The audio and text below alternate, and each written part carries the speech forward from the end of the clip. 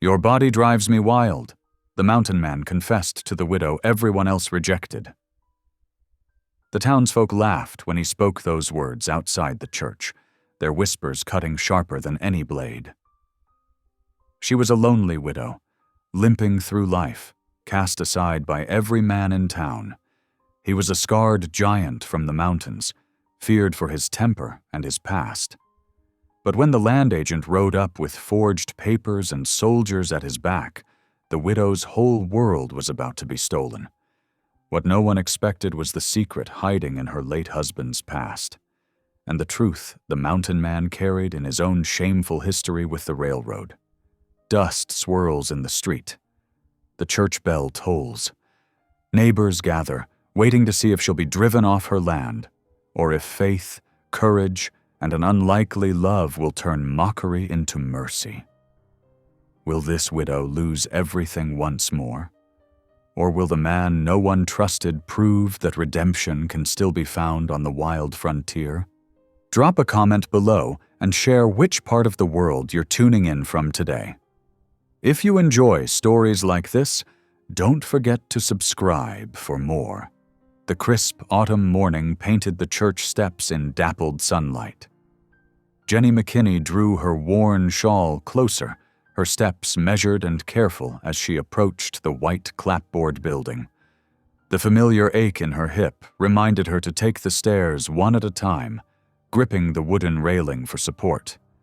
Inside, the whispers followed her like rustling leaves. Still wearing black after 3 years, Martha Wilson muttered behind her prayer book. Jenny pretended not to hear, focusing instead on the warmth of sunshine streaming through the clouded windows. The younger women sat in their pretty cotton dresses near the front, their suitors hovering close by. Jenny made her way to her usual spot in the back pew, where the shadows helped her feel less conspicuous. Her calloused fingers smoothed the folds of her faded dress, the same one she'd worn to Thomas's funeral. Reverend Stewart's sermon drifted over her like a familiar hymn, speaking of patience and God's perfect timing.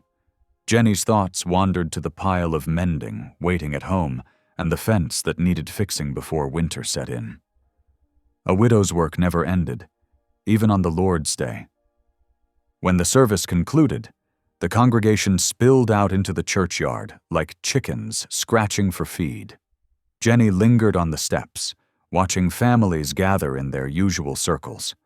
Children darted between the adults' legs while young couples made plans for Sunday dinner. That's when Russell Boone appeared, looking as out of place as a bear at a quilting bee. His massive frame blocked the sun, casting a shadow over Jenny. She'd seen him before, hauling lumber or heading into the hills with his trap lines, but they'd never exchanged more than a nod. His face bore the marks of hard living, a scar along his jaw, weathered creases around his eyes. His Sunday best was clean but ill-fitting, as if he'd borrowed clothes from a smaller man. The silence spread like ripples in a pond as folks turned to stare. "Miss Jenny," he said, his voice rough as pine bark. His hands, big as dinner plates, twisted his hat brim. Then, loud enough for everyone to hear, he declared, "Your body drives me wild, Jenny." The churchyard erupted. Sarah Peterson's shocked gasp cut through the air like a knife. Old man Turner actually dropped his pipe. Someone snickered, and soon others joined in. Jenny felt heat rise from her neck to her hairline, but she squared her shoulders and lifted her chin. "Much obliged for your candor, Mr. Boone," she said clearly, though her heart hammered against her ribs. "It's been a long while since anyone's seen me as anything but a burden or an object of pity." Her voice grew stronger. "I'm grateful someone still sees me as whole." The laughter died away. Jenny saw Mrs. Turner's mouth snap shut, and young Beth Anderson studying her with new eyes. Even Reverend Stewart looked thoughtful, stroking his chin beneath his neat beard. As the crowd dispersed, Russell stood his ground, still clutching his hat. "I reckon I could see you home." he offered, his words coming out gruff but gentle. "If you'd allow it." Jenny considered the long walk ahead, the growing chill in the air. "I would appreciate the company, Mr. Boone." They walked in silence at first, their footsteps crunching on fallen leaves. The setting sun painted the sky in shades of amber and rose, while the evening star winked to life above the mountains. Jenny noticed how Russell shortened his stride to match her pace, how he positioned himself between her and the rutted wagon track. "I'm sorry if I embarrassed you," he said finally, his voice low. "Words don't come easy to me, living alone so long in the hills. But I meant what I said." "You spoke true, Mr. Boone." "That's nothing to be sorry for." Jenny paused, studying the darkening horizon. "Though perhaps next time, you might choose a different setting than the church steps." A surprised chuckle rumbled from his chest. "Reckon you're right about that." He cleared his throat. "And it's Russell, if you don't mind." They walked on, the cooling air carrying the scent of pine and wood smoke. Jenny found herself noticing things she hadn't before, how Russell's awkward movements softened when he helped her over a rough patch of road, the careful way he gauged her comfort with his presence. As they approached her homestead, the windows dark and waiting, Jenny felt a flutter of something she hadn't experienced in years. Possibility. Not just the lonely widow anymore, but a woman seen and valued. "Thank you for the escort, Russell," she said at her gate. The stars were coming out in earnest now, diamond bright against the deepening blue. He shifted his weight, boots scuffing the dirt. "Might be I could stop by sometime. Help with any heavy work needs doing around your place." Jenny thought of her long list of repairs, the tasks that had seemed impossible for one person. "I'd like that," she said softly. Russell nodded, a gesture full of unspoken promises. Then he turned and walked away, his broad shoulders disappearing into the gathering dusk. Jenny stood at her gate long after his footsteps faded, feeling the evening breeze against her face and allowing herself, for the first time in years, to smile. Inside her quiet house, she lit the lamp and caught her reflection in the window glass. The same plain face looked back at her, the same gray threading her dark hair. But something had changed. In her eyes, she saw a spark of hope, bright as the evening star. She touched the worn black fabric of her dress, thinking perhaps it was time to put it away. Tomorrow would bring its own challenges. The whispers would continue, the stares would follow her through town. But tonight, Jenny McKinney felt truly seen, not as a widow or a burden, but as herself. That knowledge warmed her more than any shawl could do.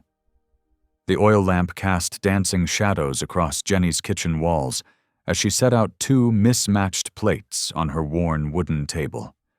Steam rose from the pot of beans she'd been simmering since morning, their rich aroma mingling with the fresh-baked cornbread cooling on the windowsill.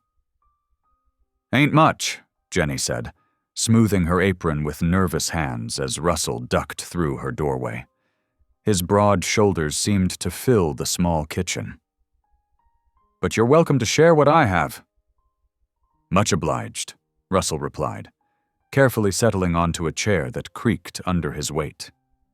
He waited until Jenny had served herself before reaching for the cornbread. The quiet between them stretched like taffy, broken only by the clink of spoons against plates and the occasional pop from the wood stove. Jenny found herself studying Russell's hands, scarred and rough, yet surprisingly gentle as they handled her mother's old china. "About what I said at church," Russell began, his deep voice hesitant. He set down his spoon, meeting her eyes across the table. "Wasn't meant as no jest?" Jenny's fingers tightened around her water glass. "I never thought it was." "Been watching you this past year," he continued, the words coming slow but sure. "Seen how you keep this place running, despite them gossips in town? Seen you help that Indian family when their youngest took sick, even though some folks turned their backs." He paused, searching for the right words. "That kind of strength, it's beautiful. More beautiful than any young gal's pretty face." Heat crept up Jenny's neck, but she didn't look away. "Most would say I'm just stubborn. Reckon that's part of what I admire." A small smile softened his weathered features. "Takes grit to stand alone." Jenny felt something stir in her chest, a warmth she'd almost forgotten. Sometimes standing alone is all a body can do. They finished their meal in companionable silence. As Jenny cleared the plates, she found herself wondering what Thomas would think of this strange evening. Her late husband had been all business, focused on expansion and profit. He'd never noticed the simple pleasure of shared bread and quiet company. Morning came early, as it always did. Jenny woke before dawn, her hip stiff from the cooling weather. She pulled on her work dress and wrapped a shawl around her shoulders before heading out to the barn. Old Betty, her only remaining cow, greeted her with a soft moo. Jenny settled onto the milking stool, letting her forehead rest against the cow's warm flank as she began the familiar rhythm of milking. The steady streams hitting the pail made a musical ping that echoed in the dim barn. Later, she knelt in her garden, salvaging what she could before the frost took hold. The pumpkins were ready for harvest, their orange bulk promising pies and stored pulp for winter meals. Her fingers worked through the soil, pulling late carrots and turnips to store in the root cellar. The sun was sinking toward the mountains when hoofbeats approached her gate. Jenny straightened slowly, wiping dirt from her hands as a well-dressed man dismounted. His city boots gleamed, untouched by trail dust. "Mrs. McKinney?" He removed his hat, revealing carefully combed hair. "I'm Mr. Harrison, representing the Territorial Land Office." Jenny's stomach knotted. She hadn't missed the papers tucked under his arm. "What brings you out this way, Mr. Harrison?" Movement caught her eye, Russell emerging from the barn where he'd been mending her broken door. He stood silent, watching. "I regret to inform you that this property is in arrears." Harrison's voice was professionally sympathetic as he extended the documents. "According to our records, there are outstanding taxes and fees dating back 3 years. The total sum due is $857. The amount hit Jenny like a physical blow. She'd known Thomas had debts, but this... There must be some mistake, she managed. The property taxes were paid last spring. "These are additional assessments, ma'am. Railroad right-of-way fees, water rights adjustments." Harrison's fingers drummed against the papers. "You'll find everything itemized here." Russell's heavy steps brought him closer. "Them's false charges," he growled. "This land's been homesteaded fair and square." Harrison's expression cooled. "The documentation is quite clear, sir. Mrs. McKinney has 30 days to settle the debt or vacate the premises." Jenny's hands trembled as she took the papers, but her signature was steady when she marked receipt of the notice. She wouldn't give him the satisfaction of seeing her distress. "Good day, Mrs. McKinney," Harrison remounted with practiced ease. "I trust you'll make the necessary arrangements." They watched him ride away, dust settling in his wake. The setting sun painted the hills gold, but Jenny felt only cold. "He's wrong," Russell said fiercely. "This is your land, bought and paid for. We'll fight this." Jenny clutched the papers, reality settling heavy on her shoulders. "With what, Russell?" "I barely make enough to keep food on the table and coal in the stove." "Then we'll find a way." His voice softened. "I won't stand by and watch them drive you off your land." The determination in his eyes made her throat tight. "You hardly know me." "I know enough." He turned toward her woodpile. "Night's coming on. Let me stack some by your porch before dark." Jenny watched him work, the steady rhythm of his movements a contrast to her churning thoughts. The paper in her hands felt like a death sentence for everything she'd fought to keep since Thomas died. When Russell finished, neat rows of split wood lined her porch. He touched his hat brim in farewell, leaving her alone with the gathering night. Inside her quiet house, Jenny sank to her knees. "Lord," she whispered, "I don't know the path ahead, but I trust you do." Her prayer rose simple and honest in the darkness. "Grant me wisdom to see it clear." The lamp burned low as she studied the papers, trying to understand how 3 years of her hard work could be swept away by a stranger's decree.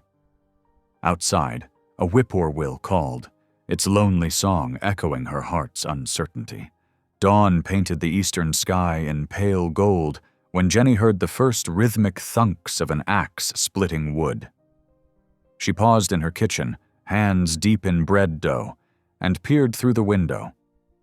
Russell's broad form moved with steady purpose at her woodpile, his breath visible in the crisp morning air. The familiar scent of yeast and flour filled her kitchen as Jenny worked, stealing glances at his progress. Russell's methodical strikes separated log after log into neat pieces, each one perfectly sized for her small stove. His dedication brought a warmth to her chest that had nothing to do with the heat from her oven. When the morning sun climbed higher, Jenny wiped her hands on her apron and carried a tin cup of coffee out to where Russell worked. He paused, axe balanced mid-swing, and accepted the drink with a quiet nod of thanks. "You didn't have to come," she said, watching steam rise from the cup in his massive hands. "Reckon I did." He took a careful sip. "Winter's coming. Can't have you running short of wood with them railroad men circling." Jenny's throat tightened at the reminder of yesterday's notice, but she squared her shoulders. "I've managed before." "Ain't saying you haven't." Russell's eyes met hers, serious beneath his shaggy brows. "But you don't have to manage alone no more." He drained the cup and handed it back, then returned to his work. Jenny stood for a moment longer, watching the easy rhythm of his movements. There was something comforting about his presence, solid and steady as the mountains themselves. The morning passed in a dance of parallel work. While Russell split and stacked wood, Jenny moved between her kitchen and garden, harvesting the last vegetables and setting bread to rise. The familiar tasks felt different somehow, lighter, with the sound of his axe keeping time. As the sun reached its peak, Russell stepped back from the impressive pile of wood he'd created. His gaze traveled up to her barn, where several shingles hung loose from the autumn winds. "That roof won't last the winter," he said, squinting against the midday light. "Needs fixing before the snow comes." Jenny followed his look, noting the sag in the roofline she'd been trying to ignore. "I know, but I can't afford to hire help, especially now." "Wasn't offering to hire out." Russell's voice was gruff. "Was offering to help." She hesitated, pride warring with practicality. The barn did need repair, and Russell's skilled hands could make the difference between keeping or losing her livestock through winter. "I have some shingles stored in the loft," she said finally. "Left from when Thomas? From before?" Russell nodded, already striding toward the barn. "We'll need rope, nails if you've got them. And that ladder I saw around back." They worked through the afternoon, Russell's massive frame somehow graceful as he balanced on the rafters. Jenny steadied beams from below, passing up tools and materials as needed. The familiar scent of hay and leather rose around them, mingling with the sharp tang of new wood. "Mind them loose boards," Jenny called up as Russell shifted his weight. "They've been weak since last winter's storms." "The Lord is my strength and my shield," she found herself quoting softly, watching him work so high above. "In him my heart trusts, and I am helped." Russell paused, hammer held still. "That's scripture, ain't it?" "Psalms?" "Yes." Jenny smiled, surprised he recognized it. "Psalm 28, verse 7. My mama used to say it when storms frightened me as a girl." "Been a long time since I heard any Bible verses." Russell resumed his careful nailing. "Not since I was a boy, sitting in church with my ma." "The words stay with you," Jenny said, "even when you think you've forgotten them." Russell was quiet for a long moment, the tap of his hammer the only sound. "Reckon they do at that, though I ain't thought much on God since the railroad days." The shame in his voice made Jenny's heart ache. "He thinks on you, though."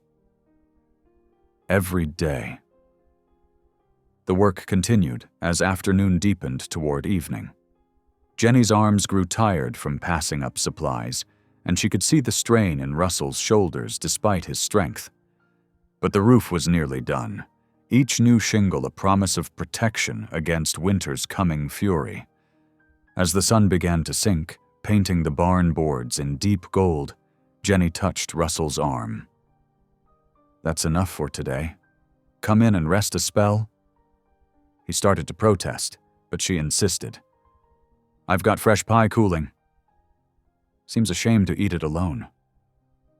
Inside her kitchen, the day's last light spilled across her clean-swept floor. Jenny cut a generous slice of the apple pie she'd saved, setting it before Russell with careful hands. He stared at the plate as if it held something precious. "Can't remember the last time I had home-baked pie," he admitted, taking a reverent bite. "Well, you've more than earned it today." Jenny sat across from him, enjoying the simple pleasure of watching someone appreciate her cooking. "The barn roof hasn't looked that solid in years." They sat in comfortable silence as Russell finished his pie, the tick of her mantel clock keeping gentle time.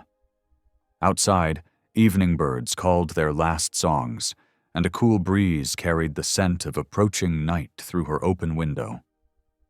Finally, Russell pushed back from the table with obvious reluctance. "Best be heading home. Got my own place to tend to up in the foothills." Jenny walked him to the door, where his horse waited patiently.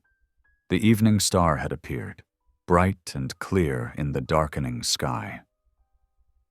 "Thank you," she said softly, "for the wood, the roof, for everything." Russell ducked his head, embarrassed by her gratitude. "Ain't nothing. Just working hands doing what needs doing." He mounted with surprising grace for such a large man, gathering the reins in calloused fingers. For a moment, he sat looking down at her, his expression hidden in the gathering dusk. "I'll be back tomorrow," he said finally. "That roof still needs a bit of work." Jenny watched him ride away, his figure growing smaller against the sunset-painted mountains. His horse's hoofbeats faded into the evening quiet, leaving her with the memory of shared work and simple pie, of scripture quoted and quiet understanding. Inside her house, the pie plate still held crumbs from Russell's enjoyment. Jenny touched the empty dish, remembering his expression of surprised pleasure. Such a small thing, really, just flour and apples and care. But sometimes the smallest gestures spoke the loudest of all. The county office smelled of dust and old paper. Jenny stood at the worn counter, her fingers tracing the grain of the wood, while the clerk shuffled through stacks of documents. Morning sunlight streamed through grimy windows, catching motes of dust that danced in the air. "Here we are, Mrs. McKinney." The clerk adjusted his spectacles. "Property records for the McKinney homestead." Jenny leaned forward, squinting at the cramped handwriting. Her heart sank as she read further down the yellowed pages. There, in Thomas's familiar signature, was a contract she'd never seen before. "This can't be right," she whispered. The clerk cleared his throat. "According to these documents, your late husband signed over water rights to the Pacific and Western Railroad Company 3 years ago for a sum of—" He squinted at the paper. $25. Jenny's knees weakened. $25.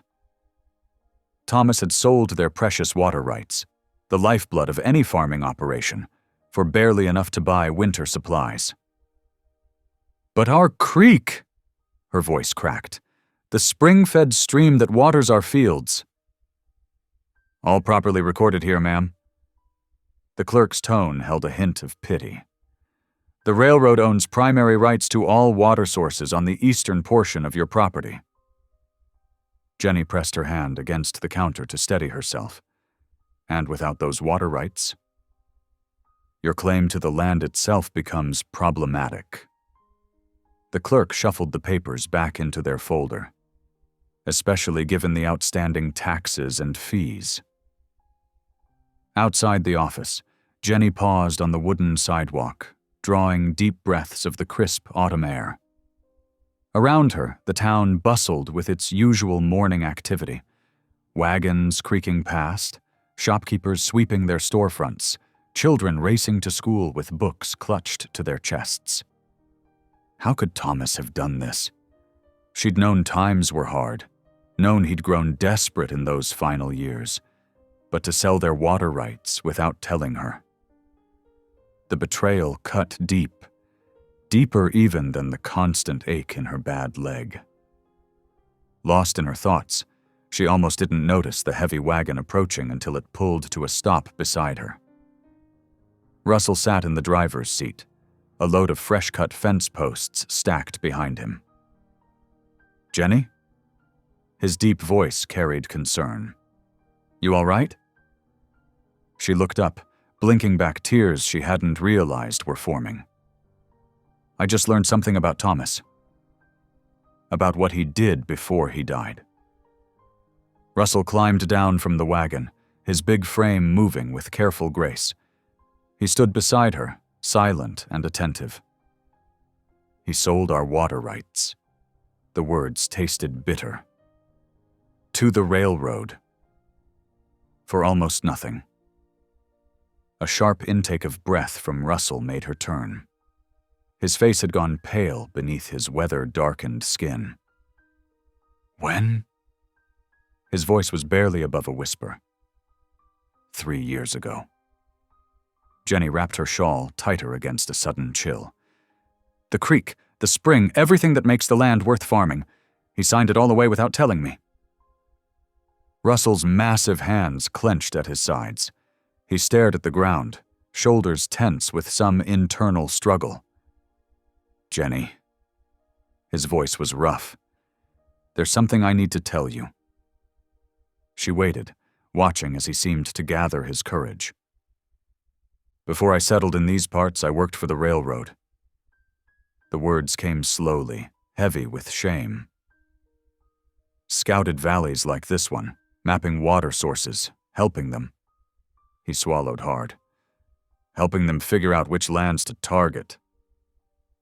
Jenny took a step back, understanding dawning like ice in her chest. "You helped them plan this?" "Not your place specific?" His eyes pleaded with her to understand. "But others like it.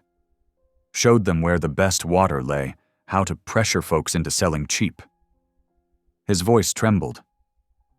"I ain't proud of it. Been trying to make up for it ever since, but—" "You knew?" Jenny's voice was barely a whisper. "All this time you've been helping me, you knew what the railroad did to families like mine." "Jenny, please." He reached for her, but she stepped away. "I trusted you." The words hurt coming out. "I let you work on my farm, welcomed you into my home. I wanted to tell you." Russell's face was etched with pain. Every day we worked together, I wanted to confess. But I was afraid. Afraid I'd see you for what you really are? Jenny's voice cracked. A man who helped destroy people's lives? Russell flinched as if she'd struck him. Without another word, he turned and climbed back onto his wagon. The reins creaked in his hands as he gathered them up. I'm sorry, Jenny.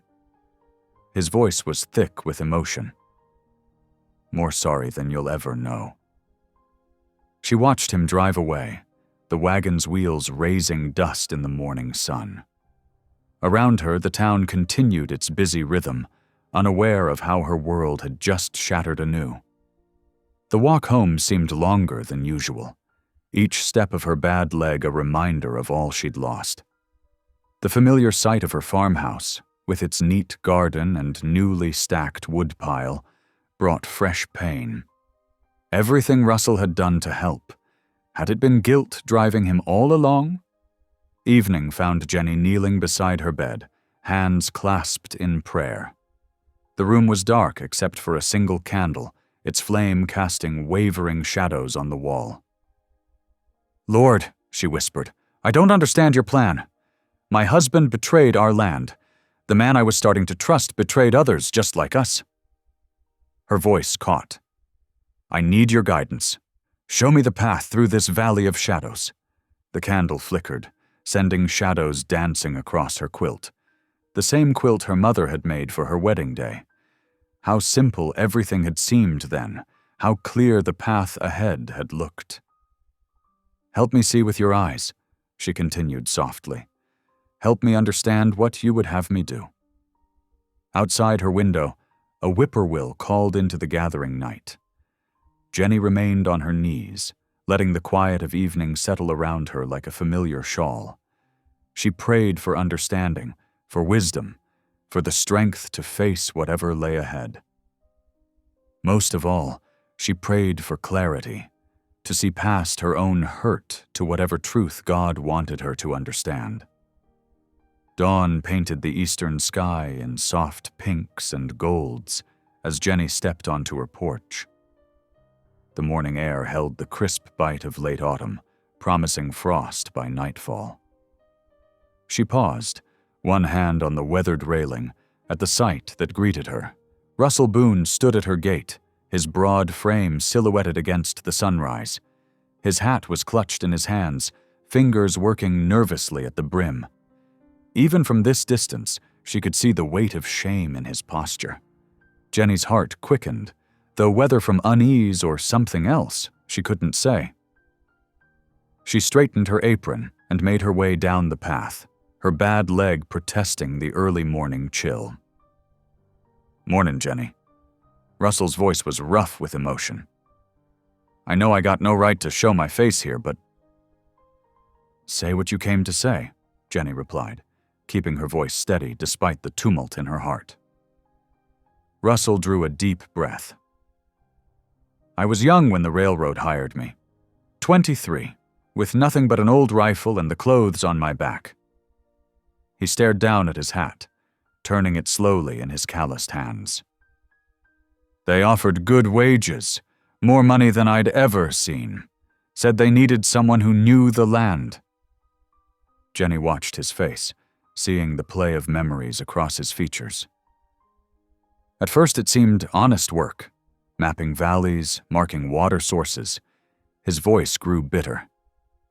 Didn't realize I was helping them steal folks' futures?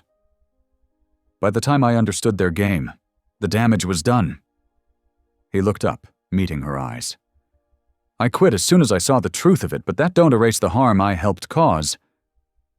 The morning breeze rustled through the cottonwoods, carrying the scent of sage and dust.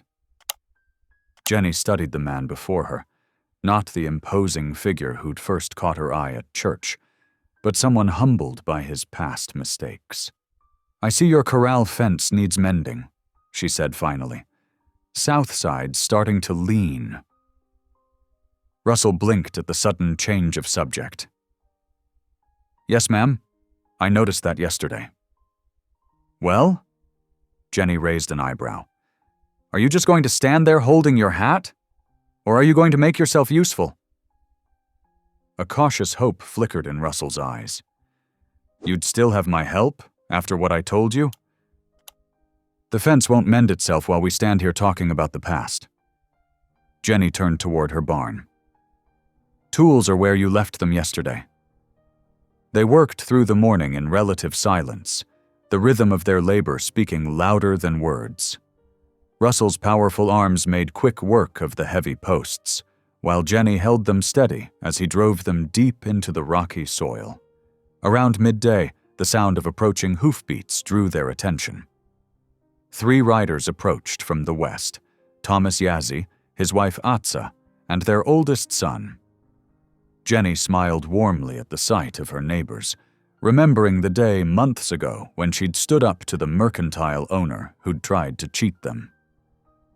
"Welcome, friends," Jenny called out, wiping her hands on her apron as they dismounted. Thomas nodded respectfully. "Ya ate, Jenny."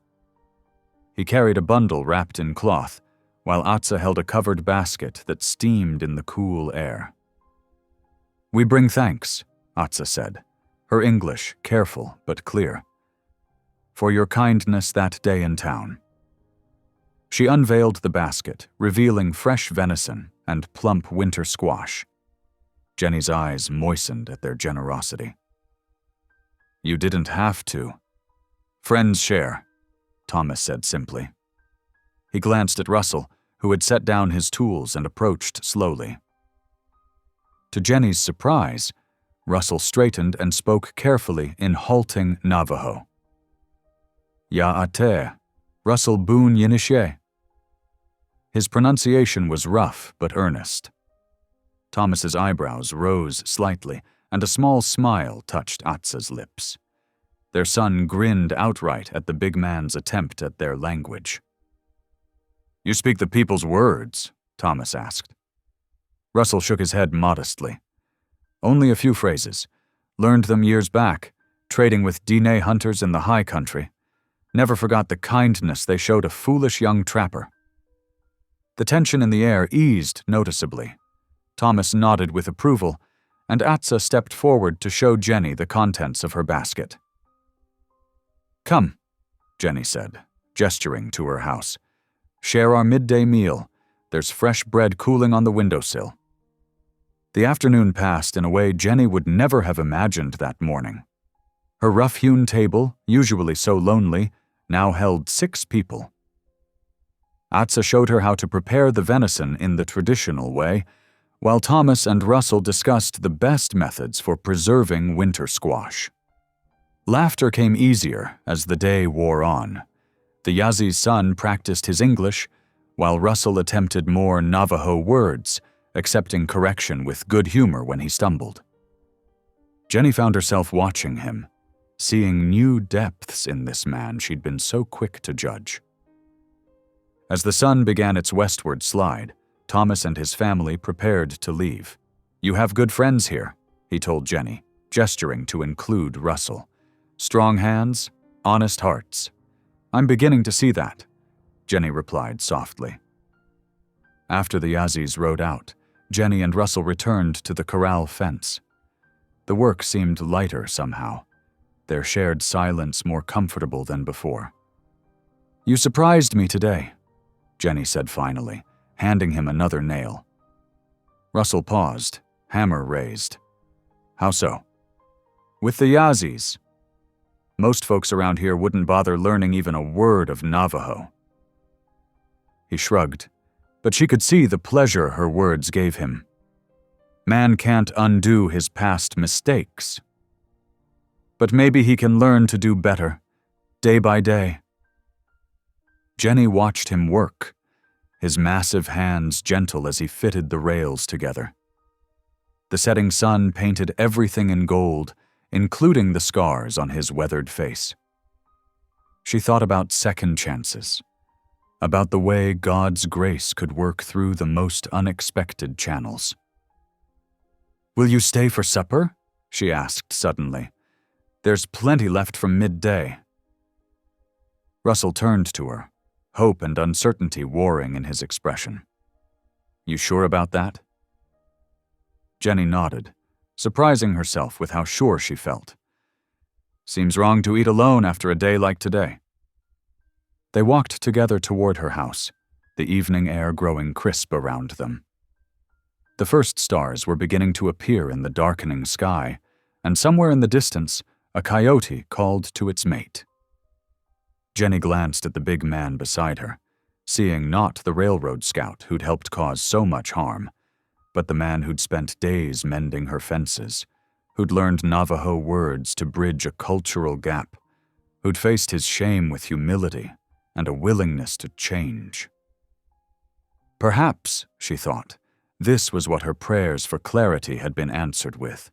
Not a simple answer, but a chance to see beyond surface judgments to the deeper truths God wanted her to understand.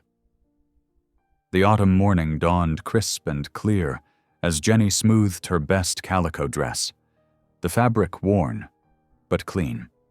A week had passed since the day the Yazis visited, and now the whole town was gathering for the Henderson family's barn raising. The struggling settlers had lost their structure to a lightning strike last month, and with winter approaching, the community had rallied to help. A familiar knock echoed at her door. Jenny opened it to find Russell standing there, freshly shaved and wearing a clean shirt that strained across his broad shoulders. "Thought we might walk together," he said, shifting his weight. "If you'd like the company." Jenny nodded, gathering her basket of baked goods. "I'd like that very much." They made their way down the dusty road, their steps falling into an easy rhythm. Jenny noticed how Russell shortened his stride to match her pace, accommodating her limp without comment. The gesture warmed her heart more than grand declarations ever could. As they approached the Henderson property, the sounds of activity grew louder. Men were already gathering lumber and tools, while women bustled around outdoor cooking fires. Curious glances followed Jenny and Russell as they arrived together, but the whispers seemed more intrigued than malicious today. "Mornin', Jenny," called Sarah Henderson, her face flushed from working near the cooking fires. "Those your famous apple turnovers I smell?" "And some cornbread, too," Jenny replied, setting her basket among the growing collection of food. Sarah squeezed her arm. "You're a blessing. We've got potatoes need peeling if you're willing." Jenny settled onto a bench with several other women, accepting a knife and a bowl of potatoes. Russell touched her shoulder briefly before joining the men gathering around the foundation posts. Through the morning, Jenny's hand stayed busy while her eyes often strayed to Russell's powerful figure. He worked tirelessly, hauling massive beams into place alongside other men. His strength drew admiring comments, but it was his careful attention to detail that caught Jenny's notice.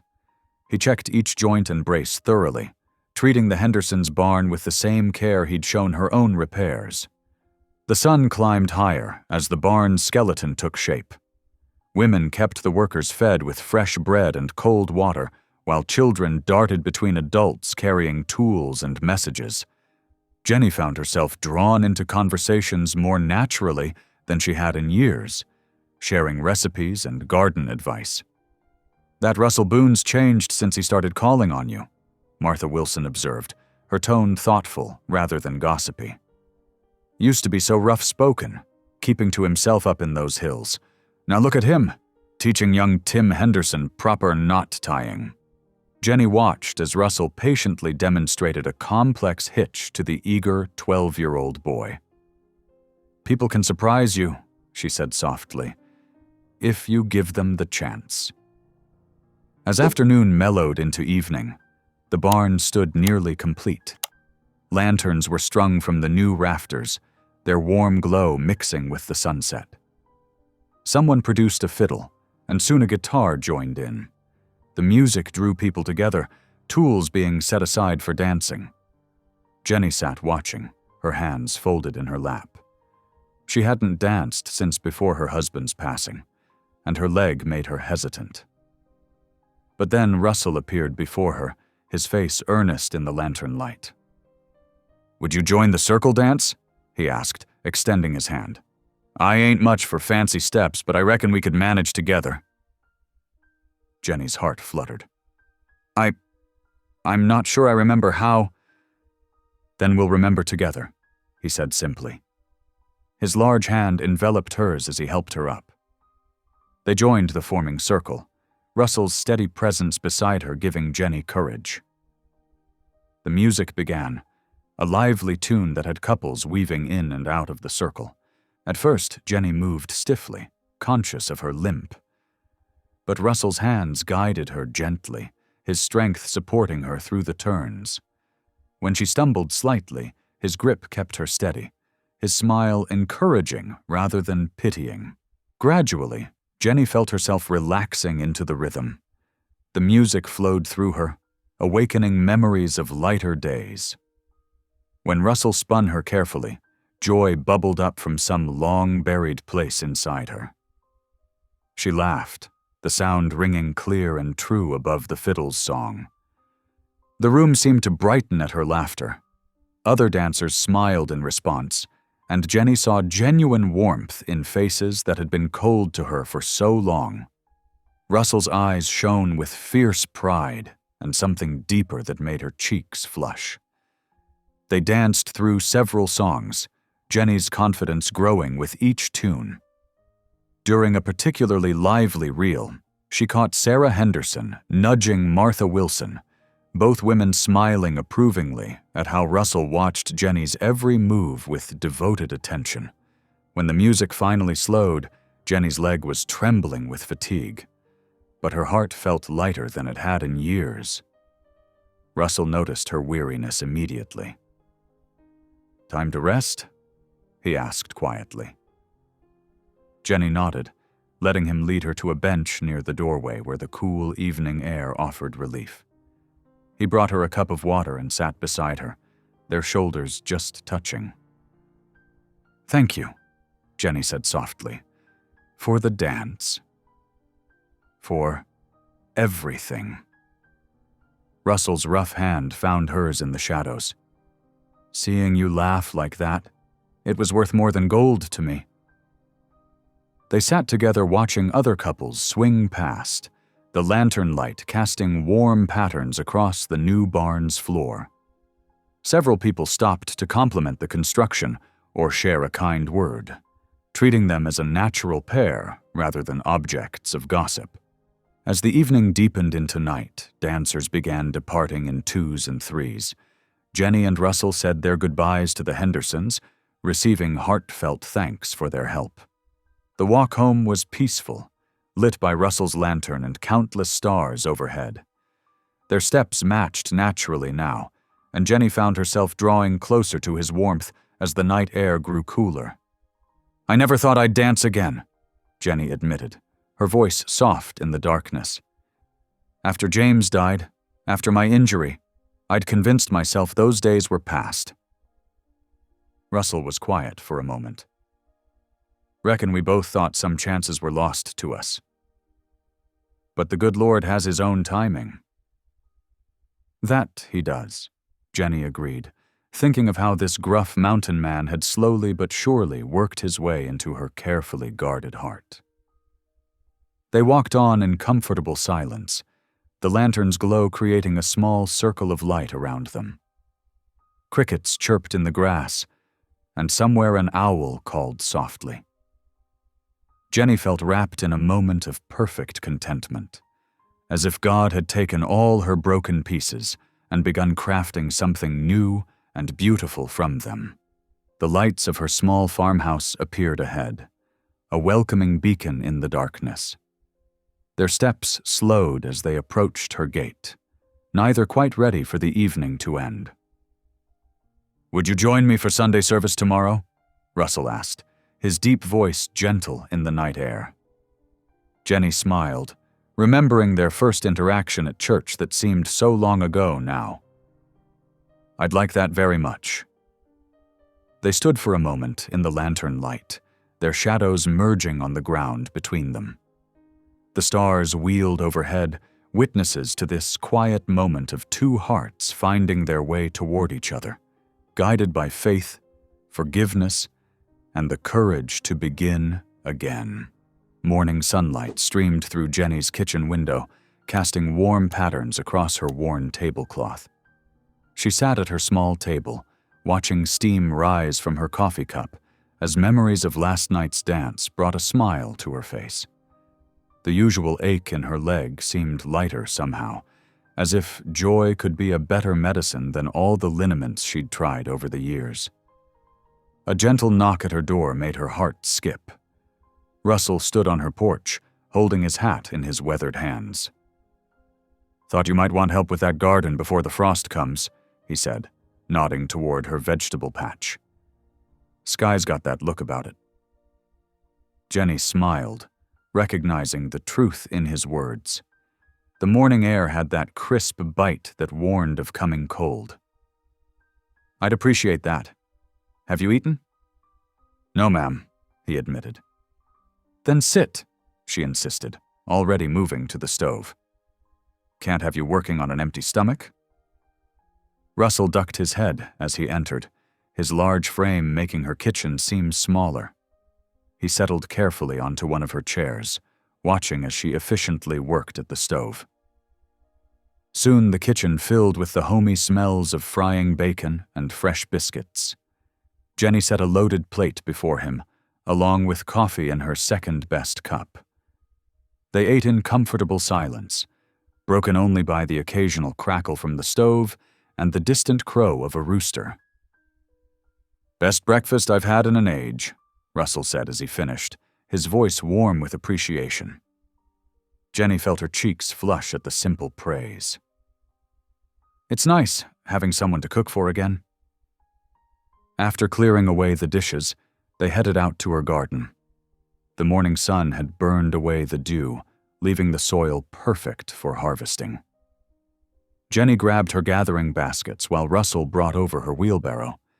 They worked steadily through the morning, Jenny pointing out which vegetables were ready and which needed more time. Russell's big hands proved surprisingly gentle with the delicate produce, carefully lifting leaves to find hidden cucumbers and squash.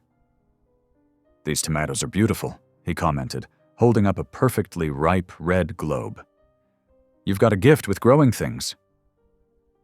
Jenny smiled as she harvested the last of her green beans. "The Lord provides the sunshine and rain. I just tend what he gives." By midday, they had harvested more than Jenny had expected: fat pumpkins, late tomatoes, the last of the summer squash, and plenty of root vegetables. Her cellar would be well stocked for winter, especially once everything was properly canned. While Russell stored the hardier vegetables in her root cellar, Jenny began the preservation work in her kitchen. She set up her canning station with practiced efficiency, filling her big pot with water and laying out clean jars. Through the afternoon, she worked steadily, the kitchen growing warm and fragrant with the smell of cooking vegetables. Russell brought in more wood for her stove, then sat at her table stringing beans while she managed the hot water bath for her jars. The familiar pop of ceiling lids marked the passing hours.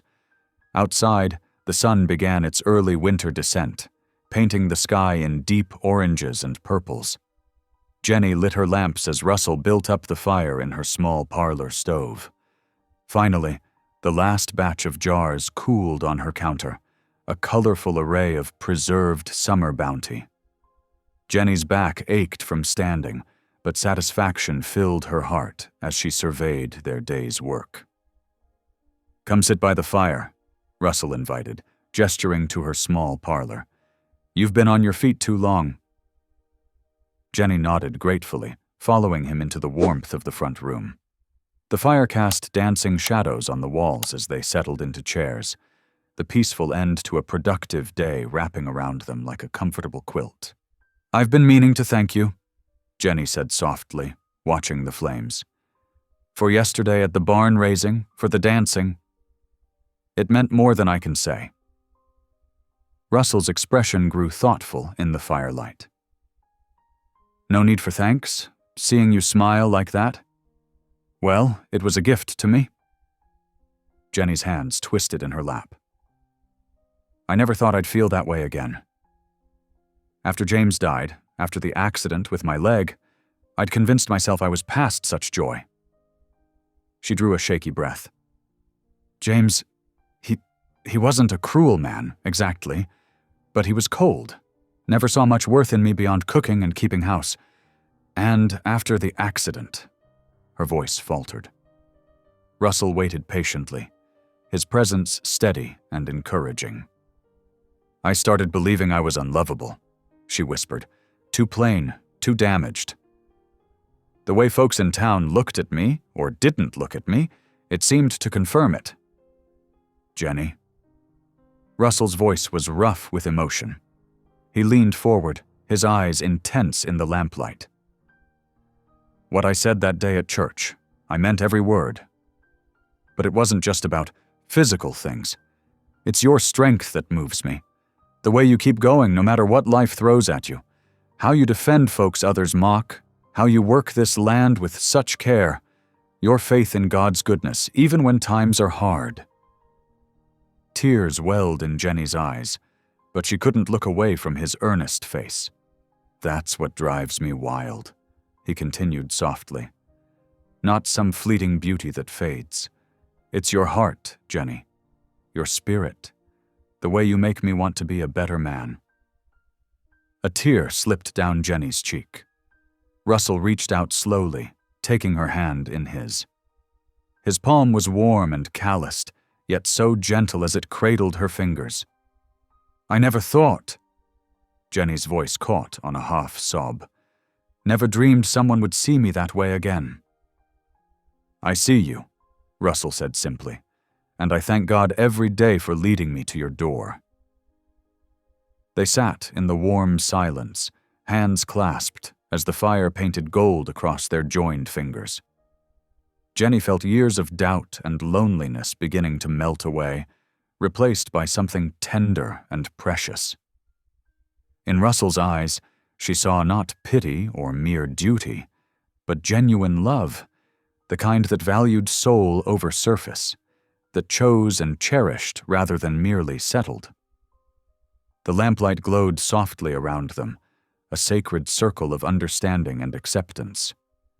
Outside, the first cold wind of winter whistled past her windows, but here in this moment, Jenny felt nothing but warmth. Her heart overflowed with gratitude for this good man's presence, for God's patient timing, for the chance to feel worthy of love once again. 3 days after their tender evening by the fire, Jenny stood at her kitchen window, watching storm clouds gather on the horizon. The sound of approaching hoofbeats drew her attention. Her heart sank as she recognized the land agent's sleek bay horse, now accompanied by 2 military mounts. The autumn wind whipped at the men's coats as they dismounted. Jenny grabbed her shawl, stepping onto her porch just as Russell emerged from her barn, where he'd been mending tools. His expression darkened at the sight of the visitors. The land agent, Mr. Peterson, adjusted his wire-rimmed spectacles. Mrs. McKinney, I trust you've had time to consider your situation. His voice carried across the yard, sharp as a whip crack. The 2 soldiers flanked him, their blue uniforms stark against the gray sky. Jenny lifted her chin. I have indeed, Mr. Peterson. Then you'll understand why I've brought official witnesses. He withdrew a leather folder from his saddlebag. You have precisely 1 week to settle the outstanding debt, or these gentlemen will oversee your removal from the property. Russell's heavy boots crunched across the yard. He drew himself up to his full height, towering over the agent. You mean to throw a widow off her land? His voice rumbled like distant thunder. Right before winter sets in? The railroad's claim is legal and binding, Peterson replied, taking a step back. Mrs. McKinney's late husband signed away the water rights. Without those, the property payments have defaulted. Jenny saw Russell's hands clench into fists. She moved quickly to his side, her fingers brushing his arm. "Mr. Peterson," she said firmly, "I understand the position of the law. But surely there might be some arrangement." "The sum is due in full," Peterson cut in. 7 days, Mrs. McKinney." Not 1 day more. The sound of wagon wheels and voices drifted from the road. Several townsfolk had stopped to watch the scene unfold. Jenny recognized Mrs. Whitaker's shrill tones carrying on the wind. "Looks like they're finally dealing with that McKinney woman," someone said loudly enough to be heard. "About time, too." Russell's muscles tensed beneath Jenny's touch. She tightened her grip on his arm, silently willing him to stay calm. "Just the lame widow and her mountain man," another voice sneered. "Thought he had more sense than to waste time on damaged goods."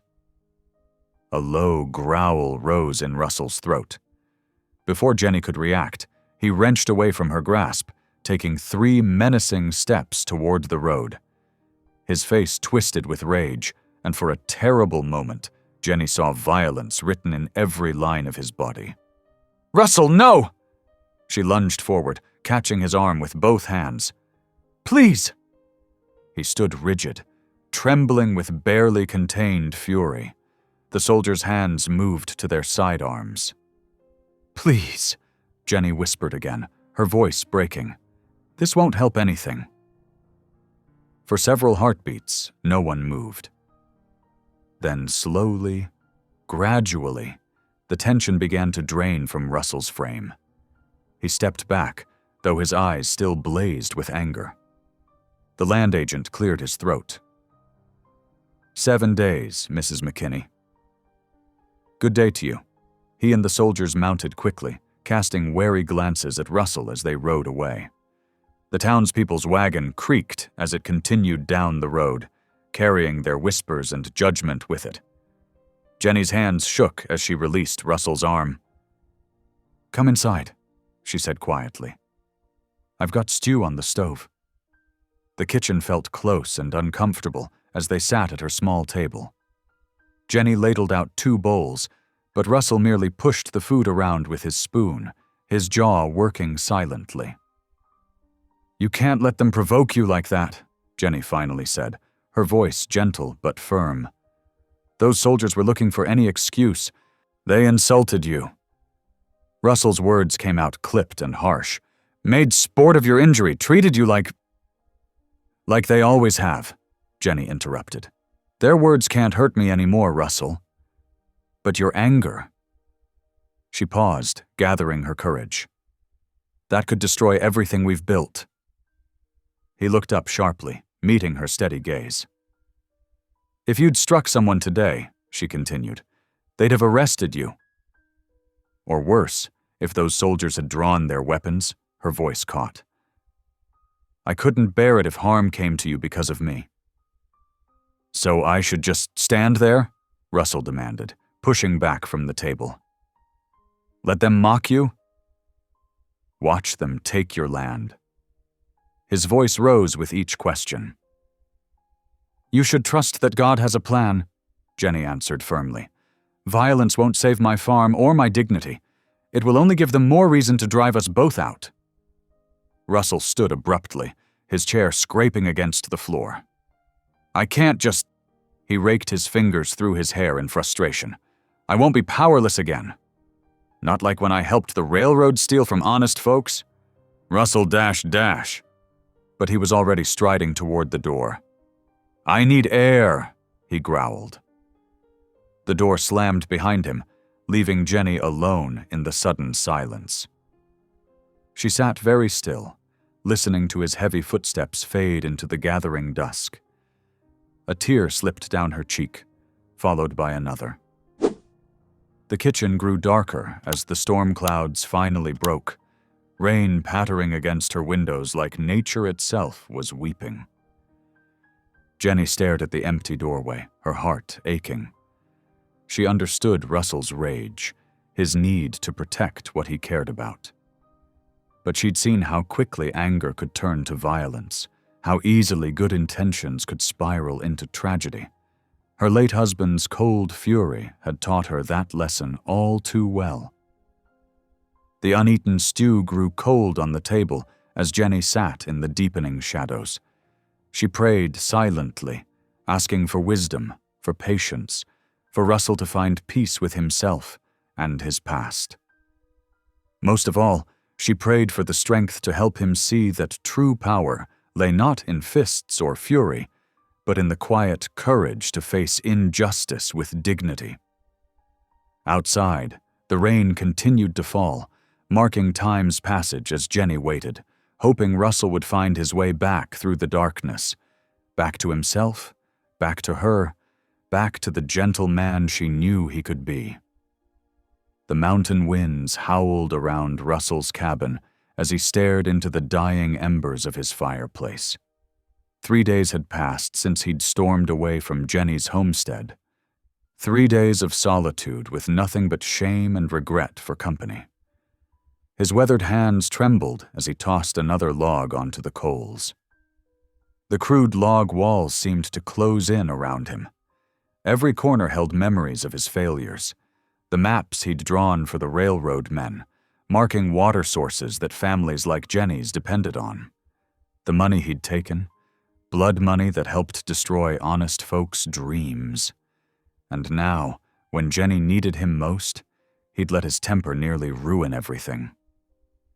"Lord," he whispered hoarsely, the word feeling strange on his tongue. "I ain't much for praying, but—" He trailed off, uncertain. Jenny always seemed to know the right words, could quote scripture as easy as breathing. What was that verse she'd shared while they worked on her barn? Something about strength. Russell closed his eyes, trying to remember. "The Lord is my strength and my shield," he muttered finally. The words came slow and clumsy, but they stirred something deep inside him. "My heart trusted in him, and I am helped." Dawn's pale light filtered through his single window. Russell hadn't slept, spending another night wrestling with his demons. The shame burned hot in his chest, shame for his past sins, for his near violence in front of Jenny, for running away instead of facing his failures like a man. Miles away, Jenny McKinney's rooster announced morning's arrival. She pushed herself up from her bed, muscles aching from yesterday's work. The barn chores seemed twice as heavy without Russell's help. Her bad leg protested as she carried water buckets to her cow, but she gritted her teeth and pressed on. By mid-morning, sweat dampened her collar despite the autumn chill. Jenny paused to catch her breath, leaning against the barn door. The empty yard seemed to mock her loneliness. She missed Russell's steady presence, the quiet way he'd anticipate her needs, taking the heaviest tasks without being asked. "You are welcome in our home, sister," a gentle voice called out. Jenny turned to see Atsa Yazi approaching, her dark eyes warm with concern. The Navajo woman carried a basket covered with a cloth. "Atsa," Jenny smiled, straightening up. "You're kind to visit." Thomas Yazi followed his wife, nodding respectfully. "We saw the government men," he said, his voice grave. "And we heard about Russell Boone's anger." Jenny's heart clenched. "Word travels fast," she said softly. "The land agents, they use paper tricks and false promises," Thomas continued, his weathered face darkening. "We know their ways too well, but you must stand firm." Atsa set her basket down, revealing fresh bread and dried meat. "You need strength," she said simply, "and friends." Tears pricked Jenny's eyes at their kindness. They settled in her kitchen, sharing the food while Thomas spoke of his own battles with corrupt officials. "They tried to take our grazing land last spring," he explained, "but we had witnesses to their broken promises. Many voices together are stronger than one alone." "We will stand with you," Atsa added, squeezing Jenny's hand. "When the time comes, we will speak truth about the water rights, about how the railroad men deceived many families." Jenny swallowed hard. "I'm grateful," she whispered, "but I worry about Russell." His heart is good, but his anger. The mountain man fights old battles, Thomas said wisely. He must learn that strength can be gentle, like water wearing away stone. After the Yazis left, Jenny threw herself into her work, trying to keep her thoughts from straying to Russell's empty cabin in the hills. But as evening approached, loneliness settled over her like a heavy blanket. She missed his deep laugh, the way his huge hands could be so careful with delicate tasks, how his eyes softened when she quoted scripture. In his cabin, Russell paced like a caged bear. The walls seemed to whisper accusations: coward, failure, violent fool. He'd promised to protect Jenny, but his own weakness had driven him away when she needed him most. The land agent's deadline loomed closer with each passing hour. "Please, Lord," he muttered, dropping to his knees beside his rough-hewn bed. "I ain't got the words right, but help me be better. Help me be worthy of her trust." The mountain wind answered with lonely howls. Russell pressed his forehead against his clasped hands, remembering Jenny's touch on his arm, her quiet strength in the face of mockery. She'd shown more courage standing calm before insults than he had in all his years of fighting. Night fell over Jenny's homestead, stars pricking through the darkness like distant lanterns. She knelt beside her bed, her nightly prayers taking on fresh urgency. "Lord," she whispered, "watch over him, please. Help him find peace with his past." She paused, tears sliding down her cheeks. "And if it be your will, send him back to me. Not for the heavy work, though goodness knows I need help, but because my heart aches for him, even while I fear his temper." She touched the worn quilt on her bed, remembering how proud Russell had looked when she'd praised his gentle handling of thread while they'd patched it together. That tenderness lived in him, she knew, alongside the rage and pain. If only he could see it, too. The Yazzie family's support had strengthened her resolve to fight for her land, but Jenny's thoughts kept returning to the empty chair by her fireplace where Russell usually sat.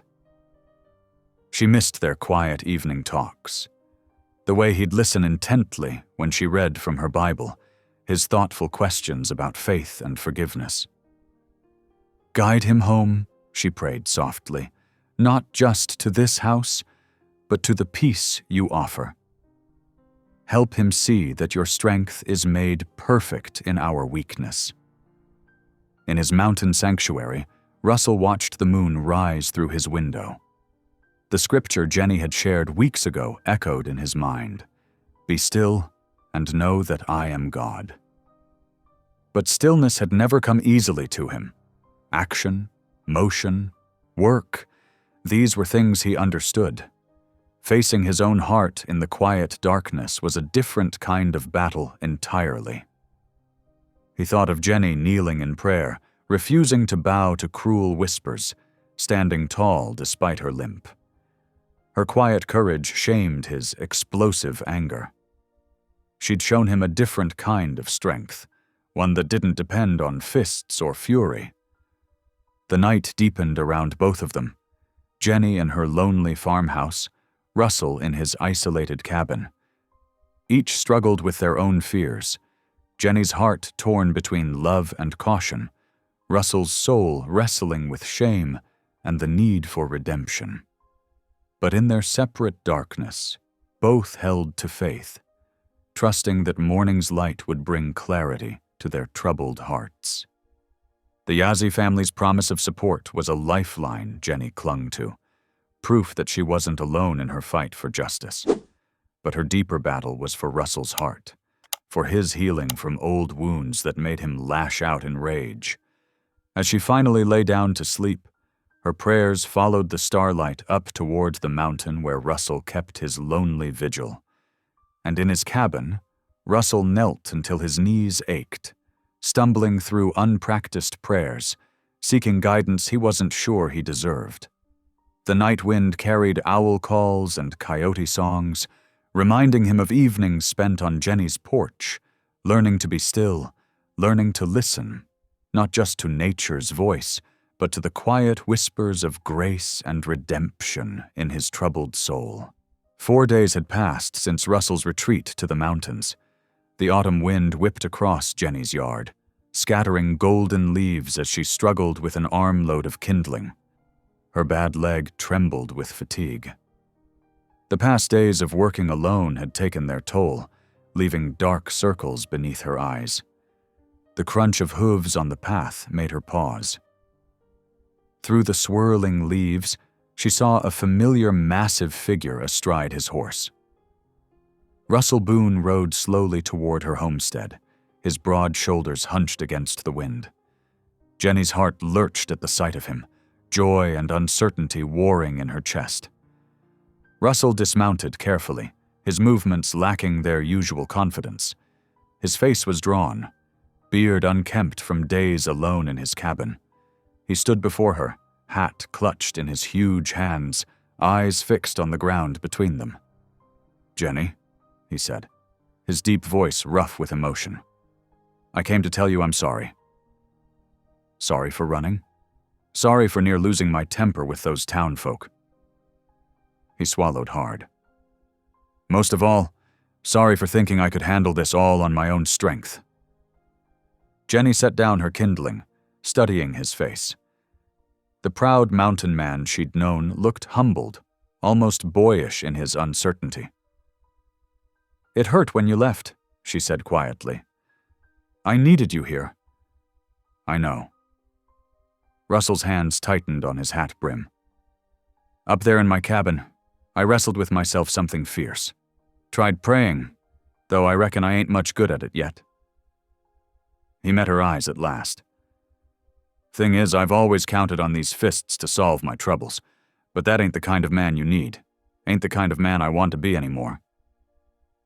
A chicken scratched nearby, pecking at the scattered leaves. Jenny waited, letting him find his words. "I can't promise I won't ever feel that rage again," Russell continued, "but I'm learning there's a different kind of strength. The kind you show every day, standing tall despite what folks say. The kind that comes from faith, not fury." His voice cracked slightly. "If you'll have me back, I'd like to try it your way. God's way." Jenny felt tears prick her eyes. "The Lord's strength is made perfect in weakness," she quoted softly. "When we admit we can't do it alone, that's when His power works through us."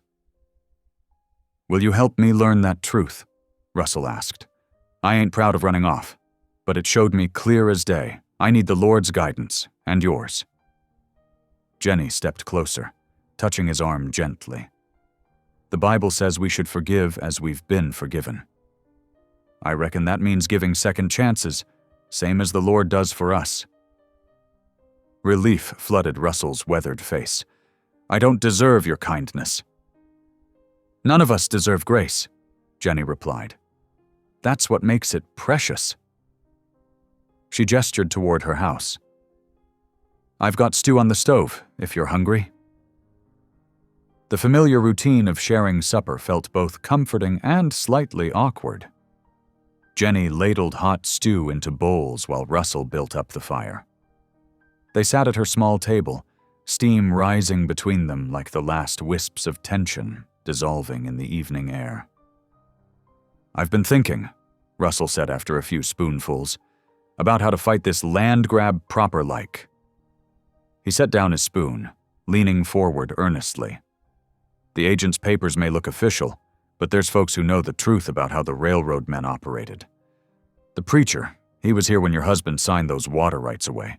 And the Yazzie family, they've seen the same tricks used on others." Jenny nodded slowly. Thomas mentioned something similar when they visited, about having witnesses speak up. "Exactly." Russell's eyes lit with purpose. "I figure to ride out tomorrow, gather statements from anyone who'll testify about the railroad schemes. The preacher's word carries weight, and the Yazzies know more about water rights history in this valley than any government man." "You really think that could work?" Hope flickered in Jenny's chest, though caution tempered it. The agent seems mighty sure of his authority. Authority built on lies can't stand against truth, spoken bold, Russell replied. But this time we'll fight with evidence and honest words, not threats or fists. He reached across the table, his huge hand covering hers. I aim to defend your land right enough, but in a way that honors the Lord. And you? Jenny turned her hand to clasp his, feeling the calluses earned from years of hard work. I'm still scared, she admitted. But having you back, seeing how you're trying to change, it helps. Fear ain't always bad, Russell said thoughtfully. Reminds us to be careful, to think before acting. But we can't let it rule us. He squeezed her hand gently. The good book says perfect love casts out fear. I reckon that means loving God enough to trust His way over our own. They finished their meal in comfortable silence. Outside, the wind had died down, leaving the evening still and peaceful. Jenny gathered the dishes while Russell banked the fire for the night. I'll head out at first light tomorrow, he said, reaching for his coat. The preacher should be home from his circuit riding by now, and the Yazzie place isn't far. Jenny walked him to the door. I'll be praying for you, she said, for wisdom in what to say, and for the right people to listen. Russell paused in the doorway, his broad frame blocking the starlight. Them prayers mean more than you know. He turned to face her, expression earnest in the lamplight. I meant what I said that Sunday at church, about how you drive me wild. But now I understand better. It's your faith that moves me most. The way you keep choosing hope over bitterness, mercy over spite. Color rose in Jenny's cheeks. The Lord's been good to me, even in hard times. I just try to pass that goodness along. You do more than try, Russell said softly. You live it. He touched her cheek with surprising gentleness. Get some rest now. Tomorrow we start building our case, proper and legal-like. No more letting this temper of mine make things worse. Jenny watched him mount up and ride away, his figure merging with the darkness. Despite the uncertainty ahead, peace settled over her heart. Russell's humility, his willingness to change, meant more than any bold promises could have. Together, they would face whatever came, not with violence or fear, but with faith and the strength that comes from walking in truth. She turned back inside, gathering her Bible for evening devotions. The land agent's deadline still loomed, but tonight she would rest easier, knowing she wasn't facing it alone. The Lord had sent her not just a protector, but a partner willing to learn a better way. As she knelt by her bed, gratitude filled her prayers, for second chances, for growing faith, and for love that chose the harder path of peace over the quick satisfaction of revenge. Dawn painted the eastern sky in watercolor hues as Russell mounted his horse. Jenny stood on her porch, wrapping her shawl tight against the morning chill. Her eyes held both hope and worry as she watched him adjust his saddlebags. I packed you some cornbread and dried beef, she said, limping forward to hand him a cloth-wrapped bundle. The Yazzie place is a good 2 hours' ride. Russell tucked the package carefully into his saddlebag. Much obliged.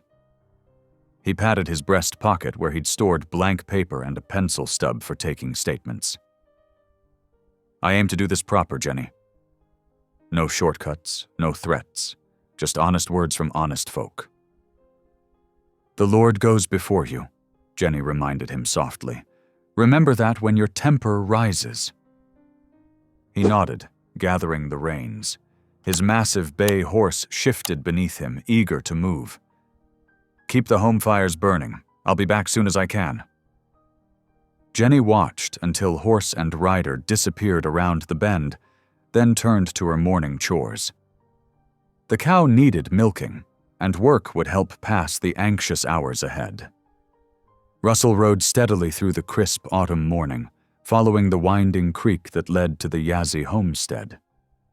Golden cottonwood leaves drifted on the breeze, and somewhere a meadowlark trilled. The peaceful scene helped calm his racing thoughts as he rehearsed what he would say. The sun stood high when he finally spotted the Yazie's adobe house, smoke rising straight from its chimney. Their sheep grazed on the hillside, while 2 children played near the garden. They spotted him first, running to alert their parents. Thomas Yazzie emerged from the house, wiping his hands on his work clothes. His wife Atsa followed, her silver and turquoise jewelry catching the sunlight. They greeted Russell with cautious dignity. "I come asking help for Jenny McKinney," Russell said, dismounting. He kept his voice steady, respectful. "The railroad men are trying to take her land through false papers." "You've seen their ways before." Thomas nodded slowly. "Many times. They come with smooth words but crooked hearts." He gestured toward the house. "Come inside. We will talk." Inside, Atsa served coffee in tin cups, while Russell explained the situation. The children listened from the doorway as their parents shared story after story of similar tricks used against other families. "They promise water rights on paper," Thomas said, "but the papers change when no one is looking. Or they claim old debts that were already paid." His dark eyes held ancient wisdom. "Our people know these methods well. Would you be willing to write down what you've seen?" Russell asked. "Sign your names to the truth of it?" Atsa and Thomas exchanged glances. "We will do this," Atsa said firmly, "for Jenny, who stood up for us when others turned away." Russell pulled out his paper and pencil. For the next hour, Thomas dictated while Russell carefully wrote down dates, names, and details of the railroad's deceptions. Both Thomas and Atsa signed at the bottom, their signatures bold and clear. "Thank you," Russell said, carefully folding the precious document. "This means more than I can say." "Words of truth have power," Thomas replied. "Use them wisely." Bidding farewell to the Yazzie family, Russell mounted up for the next leg of his journey. The afternoon sun hung low by the time he reached the preacher's small house near the church. Reverend Matthews was in his garden, pulling late-season carrots. "Brother Boone," he called, straightening his back. "What brings you out this way?" Russell explained his mission as they walked to the house. Inside, the preacher listened intently, nodding as understanding dawned. "Ah, yes, I remember when John McKinney made those payments," he said, moving to a shelf of leather-bound books. "I kept careful records of all church business in those days." He lifted down several worn volumes, their pages yellow with age. "Let me see. That would have been 5 years ago, in the autumn." Together they pored over the neat columns of faded ink. Finally, the preacher's finger stopped on an entry. "Here it is. John McKinney, paid in full, witnessed by myself and the church treasurer." He looked up at Russell. "These records won't carry as much weight as a bank draft, but they show the truth of it." "Truth is what we need," Russell said. "Would you write out what you remember of that time? And maybe loan me these pages to show the agent?" "Better than that," the preacher said. "I'll make a copy of the relevant entries and sign it as a legal affidavit." He smiled slightly. "I was a law clerk before I got the calling to preach. I know how to make documents that hold up in court." Night had fallen by the time they finished preparing the papers. The preacher insisted Russell stay, rather than ride back in the dark. Over a simple supper of bread and soup, they talked of Jenny's situation and the larger pattern of railroad land grabs. "It's not just about one widow's farm," the preacher said. "It's about justice in our whole territory. If we let them break one person with false papers, who will be next?" Russell nodded soberly. "I used to think fighting meant using fists. Now I see there's other ways to stand up for what's right." "The Lord's ways are higher than ours," the preacher replied. Sometimes the greatest courage is in choosing patience over power. He studied Russell's face. You care deeply for Jenny, don't you? More than I thought possible, Russell admitted. She's teaching me to be a better man. Then let's pray together, the preacher said, for wisdom, for protection, and for justice to prevail. They knelt by the fireplace, the preacher's words rising like incense as he asked for divine guidance. Russell added his own rough prayers, surprised by how natural it felt to speak his heart to God. Meanwhile, back at her homestead, Jenny tried to keep busy as the hours crawled by. She cleaned every corner of her small house, baked 2 loaves of bread, and mended a pile of clothes. But her eyes kept straying to the road, hoping to see Russell's familiar figure. As darkness fell, she lit her lamp and placed it in the window, a beacon of welcome. The night grew cold, but she kept the fire burning bright, banking it carefully to last until morning. In her heart, other flames burned steady, hope, faith, and growing love for the man who had chosen to fight for her with truth instead of force.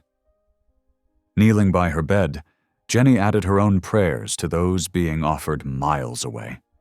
She prayed for Russell's safe journey, for favor with those whose help they needed, and for strength to face whatever lay ahead. The testimony he gathered might not be enough to stop the land agent, but it was an honest stand against dishonesty. That alone gave her courage to keep believing.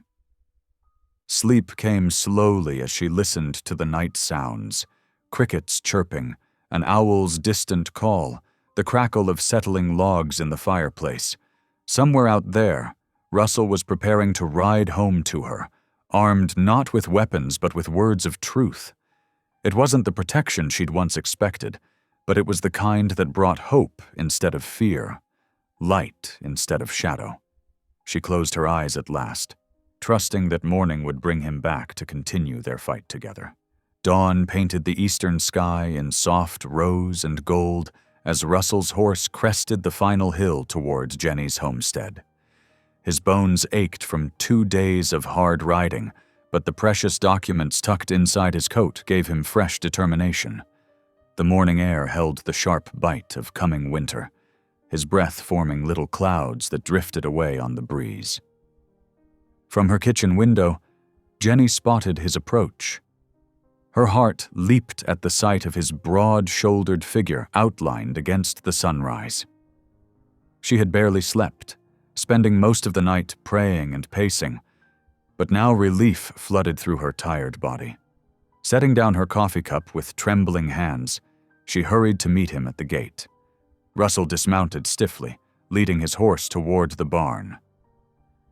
"Got what we needed," he said, his deep voice rough with fatigue. "The Yazzies signed their testimony, and the preacher found the payment records."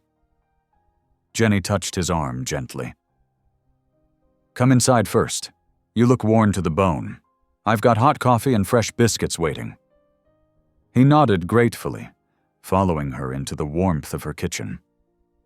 The familiar scents of wood smoke and fresh-baked bread wrapped around him like a welcome embrace. Jenny poured him coffee in her best china cup, the one with tiny blue flowers around the rim. Her hands shook slightly as she set it before him. "Tell me everything," she urged, settling into the chair across from him.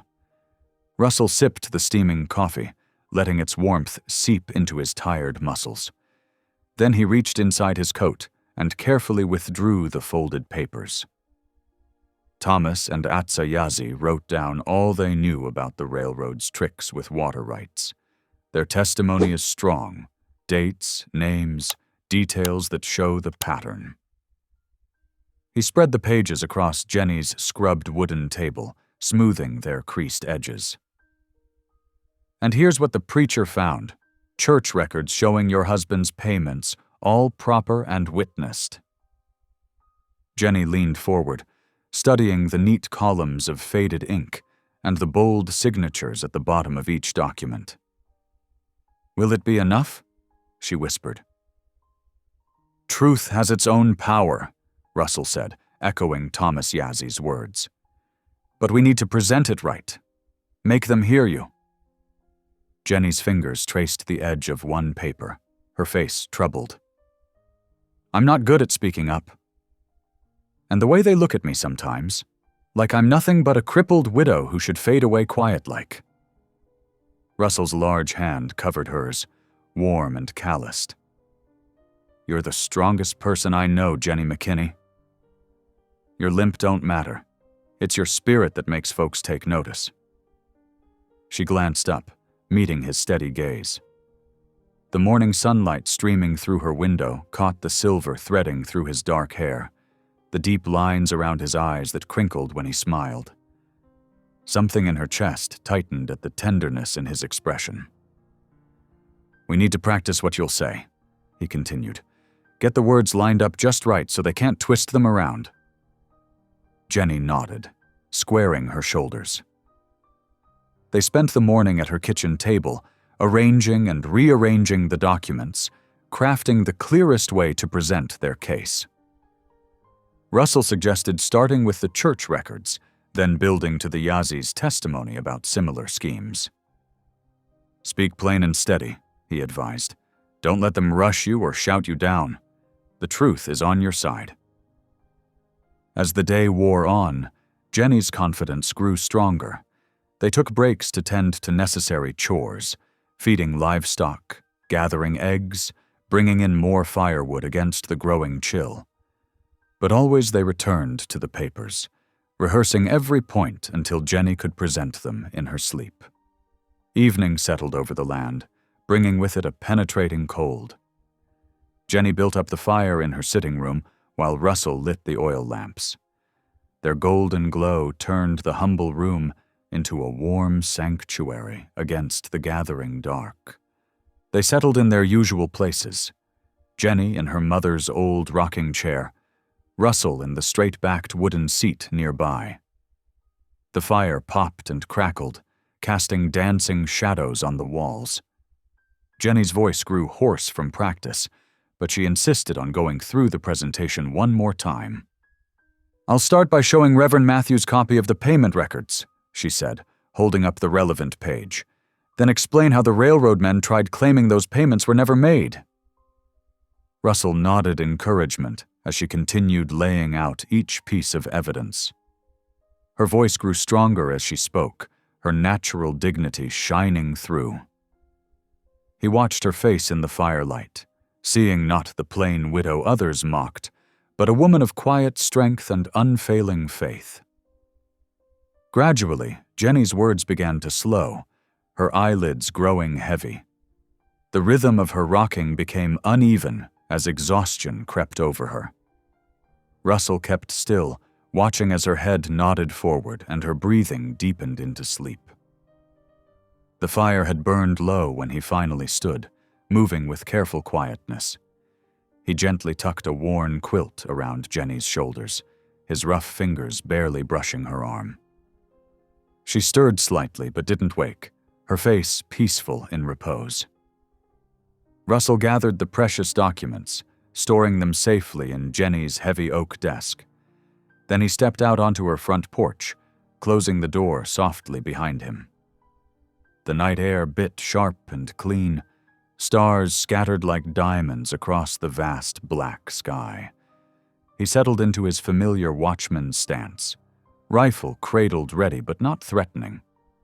From this post, he could see anyone approaching along the road while keeping Jenny's sleeping form in sight through the window. The lamp she'd left burning cast a gentle glow across her features, and something in his chest ached at the sight. He'd watch over her until dawn, keeping her safe while she gathered strength for tomorrow's battle. A coyote called from the distant hills, its lonely song drifting on the night wind. Russell shifted his weight, settling in for his vigil. Tomorrow they would face the town together, armed with truth instead of threats. But tonight, he simply stood guard, grateful for this chance to protect what he had come to hold most dear.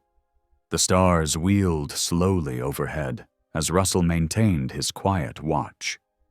Each breath of cold air reminded him how far he'd come from the angry man who once solved problems with his fists. Jenny's gentle faith had shown him a better way, standing firm with dignity rather than striking out in rage. Whatever tomorrow might bring, they would face it together, their strength built on trust and truth rather than force. Sunday dawned clear and cold, frost glittering on the church's weathered steps. Jenny smoothed her best black dress with trembling hands as she and Russell approached the white clapboard building. The documents they'd gathered lay carefully folded in her worn leather satchel, each one a precious piece of truth. "Remember," Russell murmured, his bulk protective beside her, "speak steady and clear. Truth's on our side." Jenny nodded, gripping her walking stick tighter. Her limp was more pronounced in the morning chill, but she held her head high as they neared the church. The bell tolled 7 times, its deep bronze notes echoing across the valley. Before they reached the steps, dust rose on the road behind them. Hoofbeats thundered closer, and Jenny's heart lurched as she recognized the land agent's bay horse. He wasn't alone. 2 blue-coated soldiers rode alongside him, rifles gleaming in their saddle scabbards. The congregation had begun filtering out of the church after early service, forming a loose circle as the riders approached. Jenny heard their whispers, saw fingers pointing, but kept her eyes fixed ahead. Russell's presence at her shoulder gave her strength. The land agent dismounted first, his polished boots clicking on the packed earth. "Mrs. McKinney," he called, voice carrying across the churchyard. "Your time is up. These soldiers will escort you from the property today." Jenny felt the weight of every eye upon her. The same neighbors who had whispered about her for years now watched with a mixture of pity and morbid curiosity.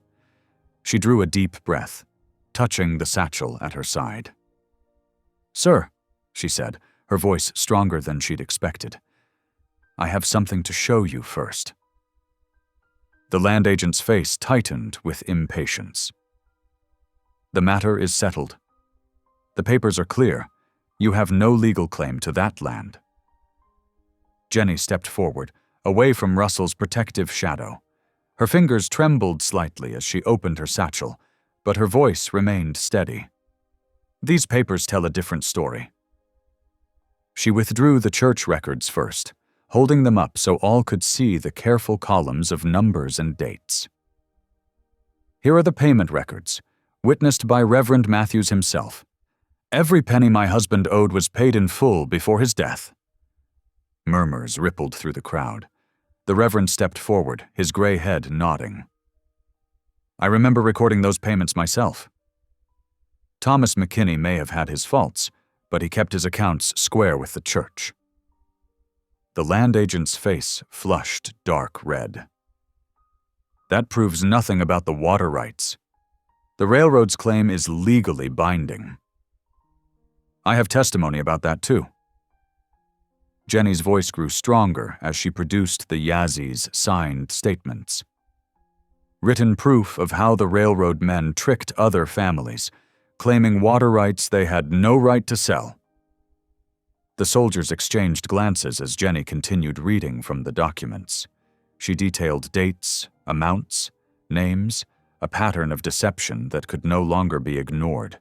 The land agent's confident smirk began to fade as more townspeople pressed closer, their expressions changing from curiosity to anger. "Is this true?" one of the soldiers asked, turning to the land agent. "Did you knowingly file false claims?"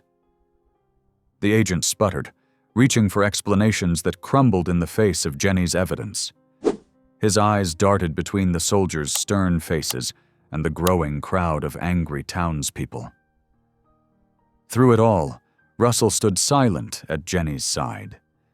His scarred face remained calm, showing none of the rage that had once driven him. Instead, there was a quiet pride in his eyes as he watched Jenny stand her ground. "The railroad has no legitimate claim to Mrs. McKinney's water rights," the older soldier finally declared. We won't enforce fraudulent papers." A cheer went up from the crowd. The land agent's face had gone from red to pale. Without another word, he swung onto his horse and spurred it hard, fleeing down the dusty road in disgrace. Jenny's knees went weak with relief. She swayed slightly, but Russell's strong arm was there, steadying her before she could fall. The touch of his hand on her elbow was gentle, belying his massive size. "Well done," he whispered, pride evident in his deep voice. Townspeople pressed forward then, offering congratulations and apologies in equal measure. Many who had once shunned Jenny now praised her courage. The Reverend blessed her victory, while others promised to stand witness if the railroad tried such tricks again. Through it all, Jenny leaned gratefully against Russell's solid presence. Her heart was too full for words, overwhelmed by the sudden shift from outcast to hero in her neighbor's eyes. But it was the quiet approval in Russell's gaze that meant the most. His faith in her had never wavered. The soldiers tipped their hats respectfully before mounting up. "Ma'am," the older one said, "you keep those papers safe. If anyone troubles you again about this land, you send word to the fort." Jenny nodded her thanks, clutching her precious satchel close. The morning sun had risen higher, burning away the frost and warming the autumn air. She watched the soldiers ride away, their blue uniforms growing smaller against the distant mountains. The church bell tolled again, calling people to the main service. Jenny's neighbors filed inside, many pausing to touch her arm or offer kind words. She remained on the steps, suddenly exhausted but deeply grateful. The land was secure, her dignity restored, and best of all, Russell's solid warmth still steadied her trembling legs. His arm around her waist was both protective and gentle, as he helped her up the church steps. Together they entered the cool shadows of the sanctuary, finding their usual pew near the back. But this time, there were no whispers, no sidelong glances of judgment. Instead, heads nodded respectfully as they passed. Jenny sank onto the wooden bench, her walking stick propped carefully beside her. Russell's large frame settled next to her, close enough that she could feel the strength and comfort of his presence. As the organ began to play, and sunlight streamed through the high windows, Jenny bowed her head in silent prayer of thanksgiving. She had faced down injustice with truth rather than force, just as Russell had learned to master his temper with faith instead of fists. Together, they had found a better way, one built on dignity, courage, and the power of standing firm in what was right. The congregation rose to sing the first hymn, their voices lifted in praise. Jenny's voice joined them, stronger and more confident than ever before. Beside her, Russell's deep bass rumbled softly, still uncertain with the words but trying all the same. His shoulder pressed warm against hers as they shared the hymnal, and Jenny felt her heart swell with gratitude for all that this morning had brought. The autumn evening painted the sky in deep purples and golds as townspeople streamed into Jenny's yard. Women carried covered dishes and fresh-baked pies, while men set up rough-hewn tables beneath the old oak trees.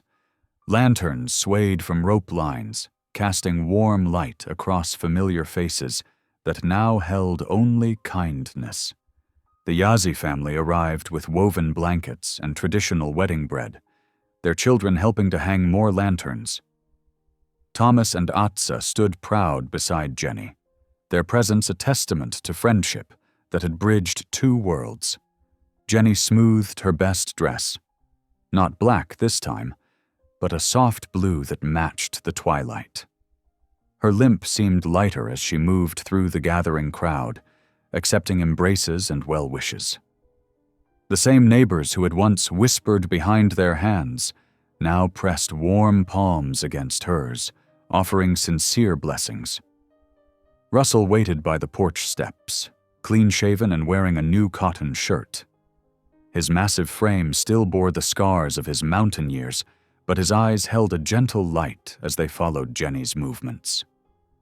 When she reached his side, his rough hand enfolded hers with infinite tenderness. The preacher gathered everyone into a circle, lantern light dancing across upturned faces. Jenny and Russell stood before him, their clasped hands trembling slightly as he raised his Bible. "Lord," the preacher began, "we ask your blessing on this union of hearts." Russell leaned close to Jenny's ear, his deep voice soft. "Your faith and resilience still drive me wild," he whispered, the words now a sacred promise instead of a brash declaration. Tears of joy slipped down Jenny's cheeks as the blessing continued. She was no longer the widow everyone rejected, but a woman cherished and chosen. The circle of lamplight held her neighbors, the Yazzie family, and most precious of all, the man whose love had helped restore her dignity. As evening deepened into night, voices lifted in hymns that echoed across the valley. Jenny leaned back against Russell's broad chest, feeling his heart beat steady and true. God had indeed granted her a new beginning, more beautiful than she had ever dared to dream. Thanks for tuning in. These stories remind us that life is more than headlines. It's about heartlines. Subscribe if you want more moments that make you pause, feel, and reflect.